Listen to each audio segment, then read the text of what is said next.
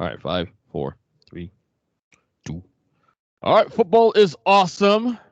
This weekend was especially awesome. I'm here, of course, with Mikey B for our second to last power rankings soiree of the season. Mikey, I mean, first off, congratulations, number one. Thank you. Your Bengals are.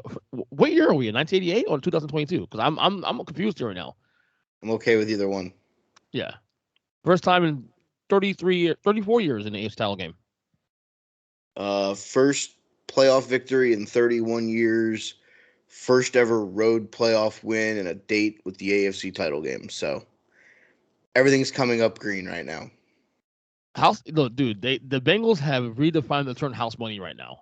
I don't know if I said it on the show last week or if I said it to you guys privately via text message, but I said all week to anyone that knows me that I wanted Derrick Henry to play because I wanted them to throw off any kind of chemistry that Foreman and those guys have had the last 7 weeks. Because, and to be honest with you, Foreman looked like he was running pissed off, and I'm just glad they kept making the decision to keep giving the ball to Derrick Henry.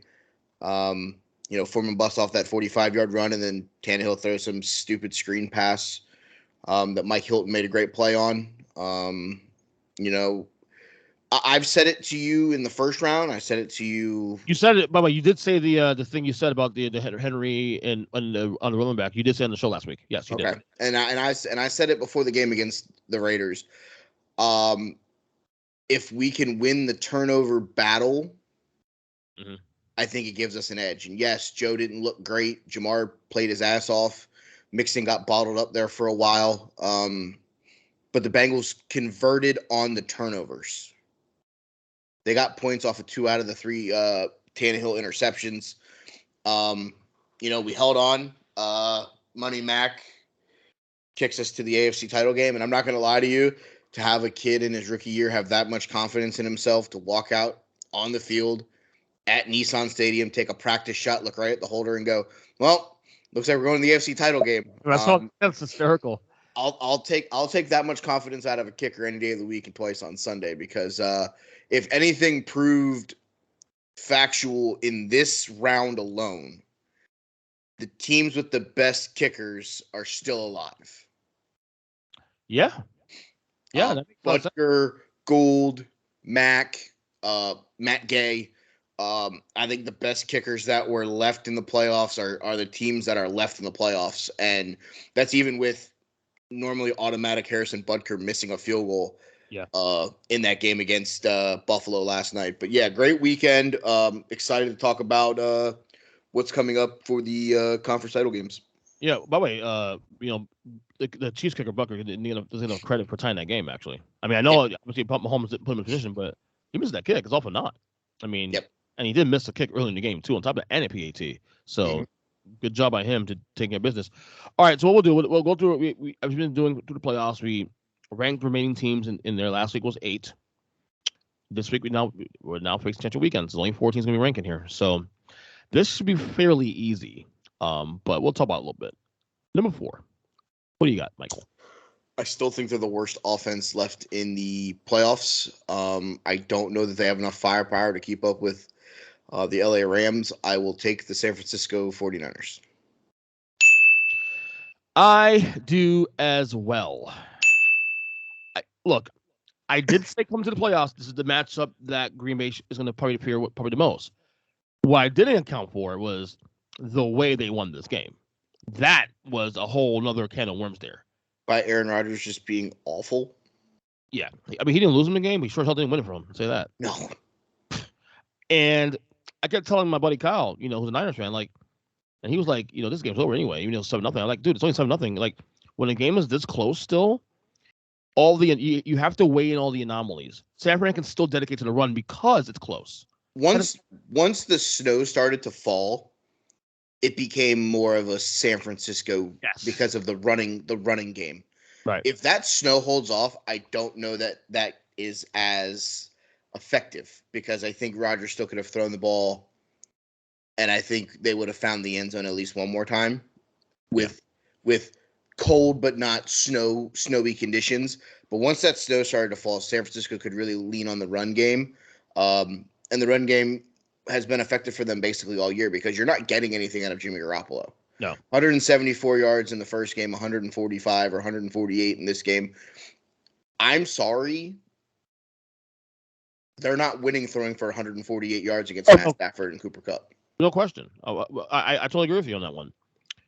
I guess we could touch on Green Bay a little bit here. Sure. Since the team. What's next? Aaron Rodgers. What's next in your opinion?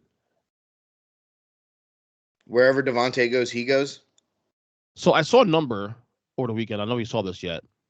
Right now, as we sit here doing this podcast, the Packers are minus 44 million, plus 44 million, or minus 44 million. Under. They're negative 44 million. Right. Whew.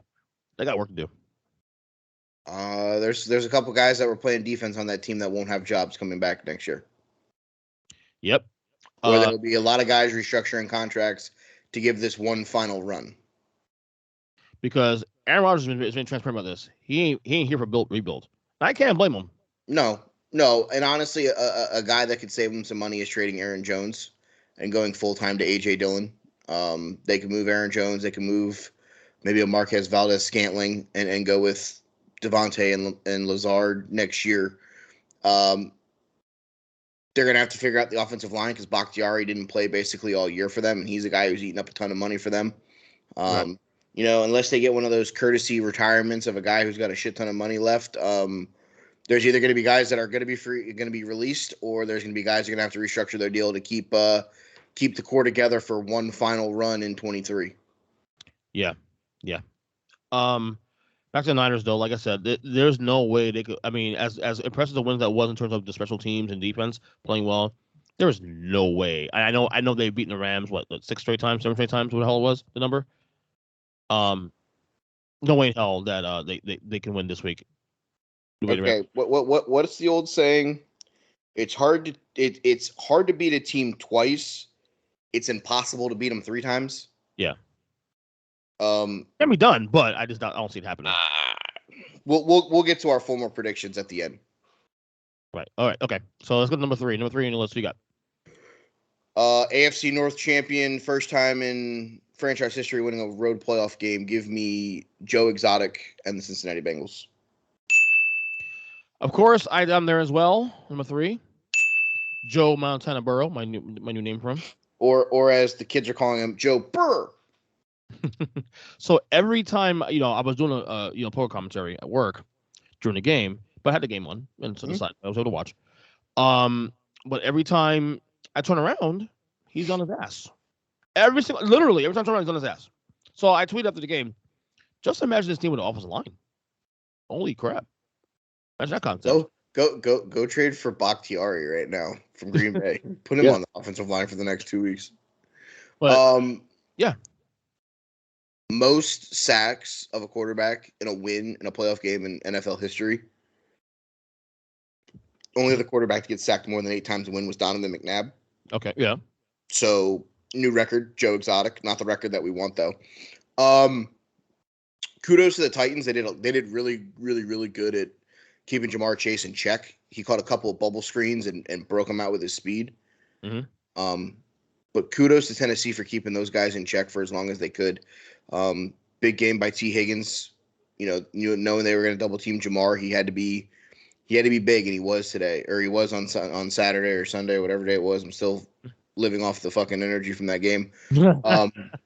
But yeah, that defense on Saturday night with Trey and Sam Hubbard, and knowing that we had to pick up the slack for Larry Ogunjobi, they did not bend with King Henry running it down their throat. 20 carries for 60 yards. He averaged 3 yards a carry. Everyone was coming into this game thinking he was going to run for 20 times for 400 yards and 5 touchdowns, and we were going to get the doors blown off of us. Well, surprise, surprise. Sometimes having the best running back in football doesn't matter if the defense that's playing in front of him can stop him. Do you think that was more about Henry not being fully healthy, or do you think the defense has stepped up? What do you think? Both. You think Henry's a little tentative a little bit out there? A bit? I think, especially those first couple drives, you could see he was kind of timid trying to hit the hole, which is not a Derrick Henry move. As the game progressed, it felt like he started to become more comfortable, and he was trying to hit the hole. But at that point, the Bengals were pinching the gaps. They were bringing in the linebackers, and Most of the time when it's 6-on-5, you're going to get a free hit on either the quarterback or the running back. And Derrick Henry in years past has been very good of running out of arm tackles. Right. He was not on Saturday. Trey got him a couple times. Sam Hubbard got him a couple times. Even Mike Hilton on the outside got him once or twice, where it looks like he was trying to load up for one of those King Henry stiff arms, and Hilton just dives underneath, tackles his feet, and just holds onto his feet for dear life, which are tackles that Derrick Henry normally breaks out of, and he didn't. And I think that's a major benefactor for the Bengals offense and defense, because a lot of people believe that this was going to be run, and they forced Tannehill to throw at times. And when you force him, he is prone to making the mistakes that he made. Also, the 2 of the 3 interceptions being tipped or deflected. Unfortunate luck for Tannehill. I think that a lot of things could have went a different way. The only interception I really blame on him is the Mike Hilton one, because Mike Hilton is blitzing. You're staring right at him. Like, why are you trying to throw it at his helmet? Right. Other than that, like I said, kudos to Tennessee for keeping the Cincinnati offense in check for as long as they did. I just when you look at this team right now, we've said it for the last couple weeks. It's house money. A 5-win projection team to 60 minutes away from playing in a Super Bowl. I can't ask for anything more from this team. So, Mac, if it gets into a kicking competition, at least I trust the guy that I have wearing black and orange as much as I would trust the guy wearing red and yellow. Right. Okay, number 2. This is I think we might have some difference here. Number 2, what you got? The Bengals' opponent in the AFC title game. Give me the Kansas City Chiefs. What a game, huh? That should be first in the moment here, but I watched a lot of football through my lifetime. I don't think I've seen a game like that. The only one that compares to it is the Rams Chiefs game from Monday Night Football from like 2 years ago. But the stakes are different. That was like 52 to 54 or whatever it was. This is the playoff game to go to the AFC title game. That's the thing. Let's dissect this real quick, and it really should be the Buffalo Bills. I'm not even going to sit here. I don't know what the hell they were doing on that last drive with 13 seconds left, where they're playing prevent defense and let Tyreek Hill and Travis Kelce each run for like 35 yards. Put a linebacker somewhere in the middle of the field and make them throw the ball 3 or 4 times. Don't let them throw 2 passes, get in field goal range, kick field goal. That was piss poor defensive management. And if that guy still has a job come next week, I'd be very surprised. Other than that, though, that was 2 heavyweight title. Like, that's Tyson versus Holyfield standing in the middle of the ring and just swinging. And one of them is eventually going to fall. And what would be the wrestling equivalent of that? Hogan Warrior? Austin Rock? Austin Rock? Okay. I would say Austin Rock standing in the middle of the ring, going toe-to-toe and just swinging at each other. And then, whichever one of them standing is going to have to face Triple H, which is the Cincinnati Bengals. Yeah, I like that. Because Triple H was still a, quote, young up-and-comer whenever the end of the Rock Austin stuff was going on. Right. So then it transitioned to Hunter and all that. So I think that's like the equivalent here. I like that. Stone Cold goes from, facing the Rock. Now he's going to have to face Triple H in the AFC title game. And it's like, I'm just dumb enough and young enough to not give a fuck. Yeah. But no, I think when the question marks that I have now for the Chiefs, there was no run game for them. No. 0 run game. And their defense was just getting eaten to death. The only saving grace they have is 87-10 being as good as they are for Patrick Mahomes. Without the 2 of those guys, they'd probably lose this game by 20. But anything else, I think I don't know if I tweeted to you yesterday or I was supposed to this during the game on text. I've always said for years, how good a team is coached by how many timeouts they have in each half. Correct. And Bill Belichick's the king of that. Bill Belichick always has timeouts in the halves. Yes. Andy Reid, great coach also too, had all 3 timeouts 30 seconds ago. Because you want to keep those timeouts for situations like these. Correct. And if they don't have timeouts, they don't win. They're not even in a position to win this game. Correct. So, just saying. Coaches, Micromanaging, not good sometimes. The same.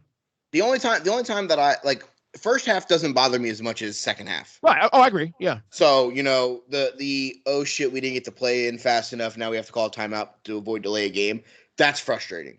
That's incredibly frustrating, especially in the second half when you may need that timeout later down the road. I'd almost take the 5-yard penalty and make it 3rd and 15 and just get a play call in that works. I the question here that I have for Kansas City is with lack of a run game and with lack of a defense. These two teams have already played each other once this year, and Joe Burrow had a pretty damn good game. Yes, he did.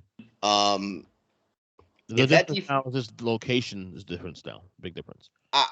It is, but at the end of the day, if you're a Bengal, if you're a Cincinnati Bengal, you could play this game on the fucking moon.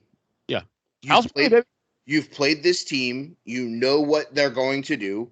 You've seen this. It's not like it's anything new. It's not like it's anything unexpected. It's recent. And that game cost the Chiefs the first round bye, by the way. Yeah. Right. And if you look at the comparison of these two quarterbacks in that game, Mahomes went 26 of 35 for 259 and 2 scores. Tiger King went 30 of 39 for 446 and 4 touchdowns, 3 of them to Jamar Chase.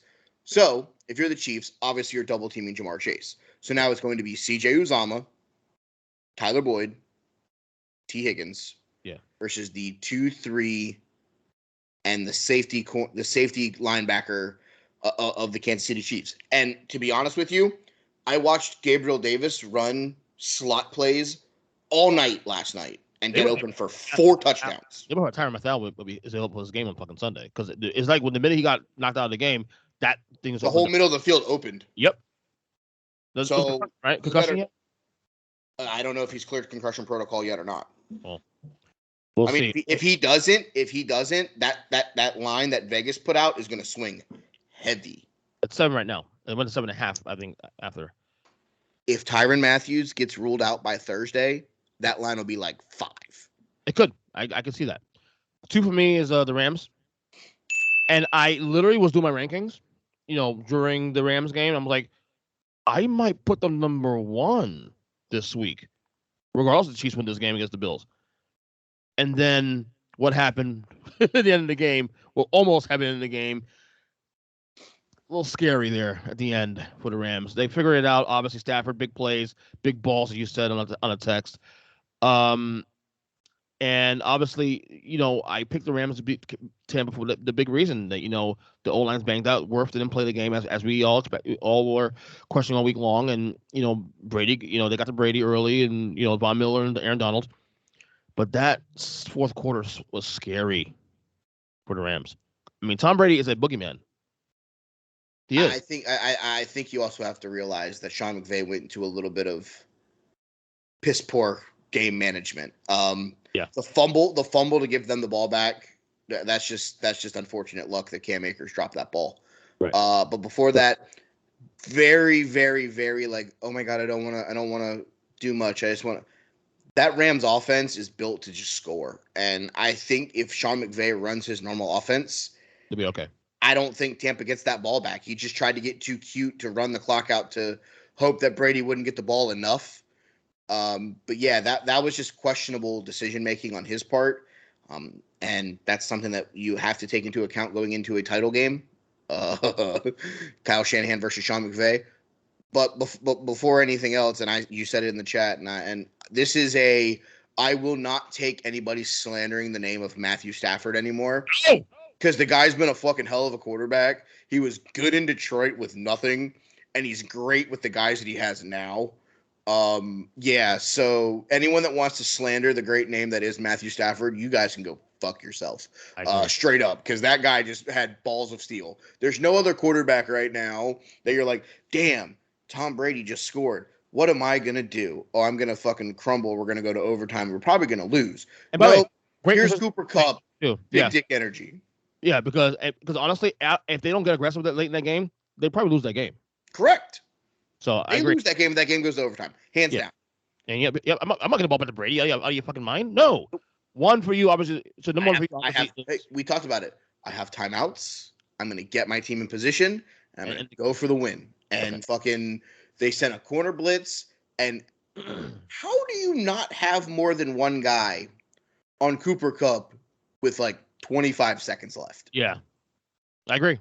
I understand blitzing the corners, but like you have a safety that's going to pick him up. You better put that other safety somewhere in the middle, because at the end of the day, there's no way you should be letting the guy that is Matthew Stafford's security blanket just run down the middle of the field open twice. Right.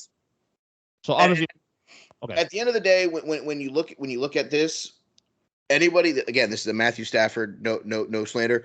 Anybody that's legitimately thinking that Cooper Kupp isn't the best wide receiver in football right now, you're out of your goddamn mind. And this is coming from a guy who's got Jamar Chase as his number one. Right. So obviously, number one is your Rams, right? One for me, the Chiefs. But I feel like it's, in my case anyway, it's almost a 1A, 1B situation coming out this weekend. Yeah, I have no problem with it being. Because honestly, if the Rams don't blow that lead in the fourth quarter, they're number one for me right now. They're number one. They're number one with a runaway if that score holds before the start of the fourth. Exactly. It's not even close. All right, before I let you go, because I got 2 minutes, I have to go pick up my car. Okay. Predictions this weekend. This first in AFC title game. Chiefs and Bengals, go. That's a stupid question. I mean, who do you think's gonna win? Feelings, logic. Okay, I'm with you. Who-Dey. Okay. I haven't turned my back on them yet. I'm not starting now. Who-Dey. Hey, it's working right now. It's working this far, right? Come on now. And finally, NFC title game. Niners and Rams, go. They've been in the top 4 of my power rankings pretty much all year. I'm not turning my back on Big Dick Stafford now. Let's go. Rams, Bengals, Super Bowl. All right, follow Mike on Twitter at They Call Me Burn. Of course, this Thursday we do our Royal Rumble preview. Ooh.